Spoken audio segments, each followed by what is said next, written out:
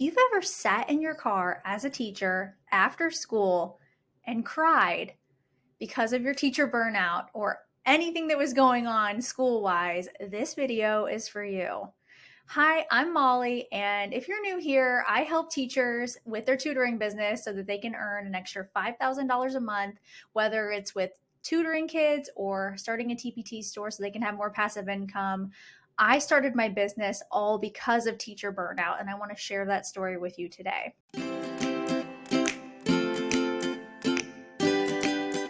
So I'm going to flash back when I first started teaching. I started teaching a little bit later in life. I'm going to put that in air quotes because it's kind of funny to think about now.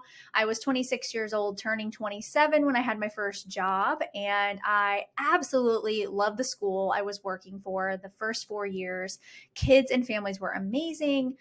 I've told that story so many times on different podcasts, but basically it was a toxic administration thing and just not a lifetime fit like I thought it was going to be. And you can let me know in the comments if that's how your teaching career started out too. It's really disheartening when you find out that you can't stay a place because it's just not a healthy place for you anymore. And it's so hard, especially when you loop with kids, which is what I was doing at the time, because you really get to know the families. And if relationships are anything like they are to me, to you as a teacher, they're number one to me. So that was the hardest part. So I made the tough decision that I was going to switch schools back in 2018, 2019. And I got hired in March of that year at a Title I school. And it was the only Title I school that I put on my list because I'd heard amazing things about how the school ran. And I had 10 schools on my list. Back then, my district used to do this thing where you had to actually specify the schools you wanted to go to. Now they've restructured and you apply for a specific job. So it's different now.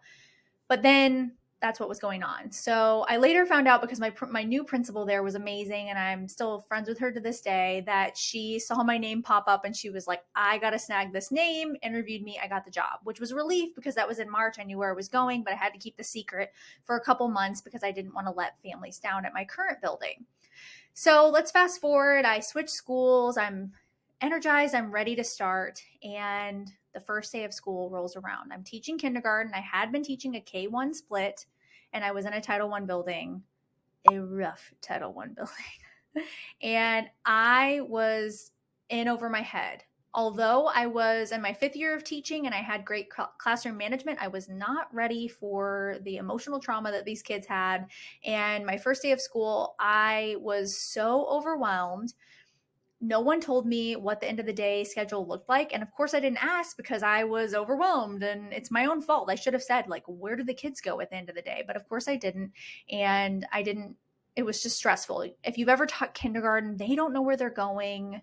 It's even worse at a school that has a lot of emotional needs. They really don't know what they're doing on the first month of school. So anywho, I was crying in my classroom after school. I think I called my dad even because my husband was at work, and he's a former teacher, my dad. So I was crying, and my principal walks in and she's like, hey, how was your day? And I'm crying, and she's like, oh, okay, I'll come back. So anyways, that whole year I struggled. One of the mistakes I made, and I will link the video of mistakes I've made teaching. I think I have one. It's 7 mistakes or 10 mistakes I've made teaching. And one of them was I did not spend time with my team. I was trying to pursue a PhD. I was getting started in that. I just finished 2 master's degrees, and I was really laser focused on getting schoolwork done and having alone time on my plan time. And what I realized was, after that year, when I was on the best team I've ever been on the following year, I wish I would have ate lunch with my team, because 2 of the girls I ended up really, really loving. And it was just a situation where it was my own fault. I take full responsibility for that. And that was part of what isolated me and made my burnout even worse, because the next year the kids were they were tougher. But the 2 gals that I was on the team with, we were best friends and we ate lunch together every day, and it just made all the difference in the world. So check out that video of all the mistakes I've made. I'm very brutally honest in that video. Okay, so that's the first year that I was so burned out. And at that time, a former student's parent reached out to me about tutoring, and I thought, well, I could really use the extra money. I was trying to pay off my car. I had just started a PhD. I wanted to pay for it out of pocket, and I could use the money. And it was a family that I loved. So I went for it. And not to bore you with all the details, but slowly but surely, I started to build my tutoring client list to max capacity while teaching full time. And I realized the money was really great. I was consistently bringing in 1,000, 1,500, 2,000, sometimes $3,000 months, all while teaching full time. And that was before I had passive income. So when you hear me talk about $5,000 months, please know that I'm not recommending that you trade all your time for money. I'm recommending that you start a Teachers Pay Teacher store first and foremost, or find another form of passive income, because it's going to really help alleviate the pressure that you're going to feel to continually tutor all the time, especially if you're like me and you're still in the classroom.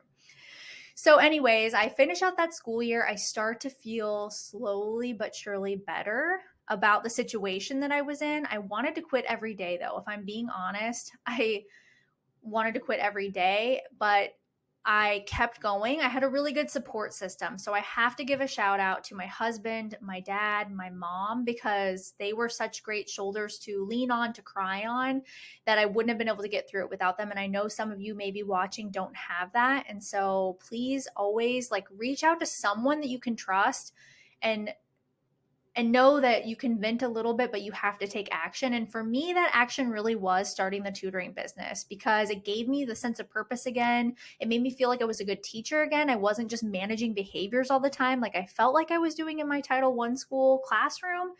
And I was actually, really making a deep impact in a short amount of time. And so fast forward through the pandemic, my business really took off because people wanted in-person tutoring. Even though I was teaching online from home, I was at max capacity. I couldn't take on anybody else. It was the most I've ever tutored in my entire life.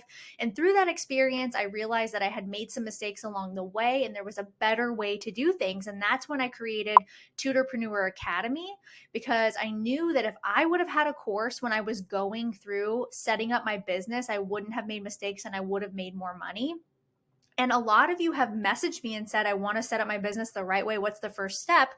That's why I created the first 10 steps to starting your online tutoring business. It's a completely free guide that I have, and I'll leave that in the description box below if you're just at that beginning phase and you're not ready to commit to starting a course. But I have to say that setting up your business from the start the right way is really going to bring more money into your business in the long run. And so all of that completely to say that my burnout story, maybe we have something in common. You can always send me a message on Instagram and tell me if anything struck a chord with you, because just knowing that you're not alone sometimes can be the biggest hurdle to overcome and then take action.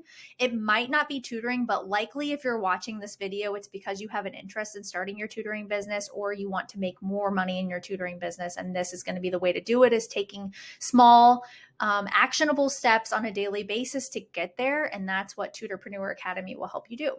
Before I began to manage my teacher burnout, I always wanted to travel and do things in my adult life. And I just felt like it wasn't possible because of my limiting beliefs with my teacher salary. Although I had the 2 master's degrees and I was making decent money, it still never felt like enough to do the big picture things that I wanted to do. And tutoring was the way for me to do that. And if you followed me on Instagram, you constantly probably see me posting about the fact that I've been to Egypt, because it was such a big trip, and I would not have been able to go on that trip had it not been for my tutoring money. And in that same year, pay off my car, like I mentioned before.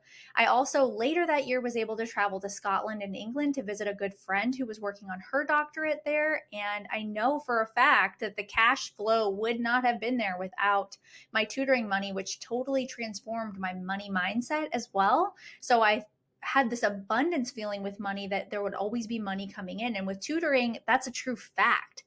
You are going to make that money back quickly if you set the right systems and processes in place. And traveling is huge for me. I want to be able to do more of it with my husband and get to see the world. And I know that I can do tutoring from anywhere. In fact, I can tutor online while I'm on a trip. So it's all about the mindset that you have with your burnout and channeling it into something for the greater good, which is tutoring, because you not only help other people, but you're also making really great money in the meantime. So I got through my burnout. And the next year was tough, like I said, but I had a great team and my administration was really great. And then that was the year the pandemic hit. So we went home in March, and I still taught a little bit online from home. Whatever was required, I did. I went actually above and beyond for my kindergartners at the time. The next year I asked to switch to first grade. I got to teach online from home, and I got to loop a lot of those kinders. It was a great year teaching online. That's when my business was huge because I was tutoring so many kids in person. My Monday through Thursday was completely full at that time. I was doing enrichment tutoring and remediation and just working with kids on things that they weren't getting. Even handwriting really took off during that time. So then I came back and taught first grade at the same building, had a great team that year as well, but knew that I wanted to switch to fifth grade and made that leap and switched schools. And I'm so glad that I did because I fell in love with fifth grade and really got to challenge myself as a teacher. And I have a few videos on that about switching grade levels as well. So if you're thinking about doing that, sometimes that can be a cure for burnout. And I've talked about that before too, especially with my friend Amber Harper, who's the burned in teacher. We have a video on that and a few podcast episodes where really diving into, like, sometimes that's just the change you need as a challenge. You're burned and bored. You really like teaching, but you're not feeling challenged. So I hope that my teacher burnout story could potentially help anybody watching. And if that's you, please let me know how it helped you. I would be forever grateful if you would leave a comment or send me a message on Instagram at Molly A. Wheatley. And if you're interested in starting your tutoring business, like I said, there's many ways to do that. In the beginning, you can grab my free 10-step guide. If you're a masterclass kind of person where you're very visual, I have a free masterclass called Unlock Your Earning Potential. And I teach you my 4-step strategy, my methods for getting to where I am today inside of that live masterclass, and it's completely free. I'll leave it in the description box below, and go ahead and let me know, what's your teacher burnout story? Leave a comment. Maybe it will help someone along the way. You just never know. Thanks so much for watching, and I'll see you next time.